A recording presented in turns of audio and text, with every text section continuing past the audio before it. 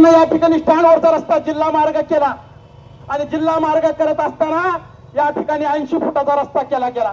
जिल्हा परिषद मध्ये ठराव झाला, त्यावेळेला इथला उबाटाचा नेता जिल्हा परिषद मध्ये सदस्य होता, त्यांनी काय या ठिकाणी रोखले गेलं नाही. कायम टांगती तलवार इथल्या टपरी धारकावर ठेवली गेली. निवडणूक आल्यानंतर काही लोक एजंट बनून अनगरला निघून जात होते आणि आमची टपरी वाचवा अशा प्रकारे एजंट काम करत होते. काही लोक मळ्यामध्ये घेऊन जात होते, आमची टपरी वाचवा अशा प्रकारचं काम करत होते. पण रमेश बारसकरला 30 महिन्याची संधी नगराध्यक्ष म्हणून मिळाली आणि 255 धारकाला या ठिकाणी उतारा हक्काचं नावावर या ठिकाणी करून दिलं. आता मला राजनजी पाटील यांना माझं चॅलेंज आहे, माझा आव्हान आहे, इथली एक टपरी जर दाखवून दाखवा, हलवून दाखवा. तुमच्यात जर हिंमत असेल तर इथली एक टपरी देखील तुम्हाला हलणार नाही, कारण यांच्या नावावर या ठिकाणी उतारा केलेला आहे.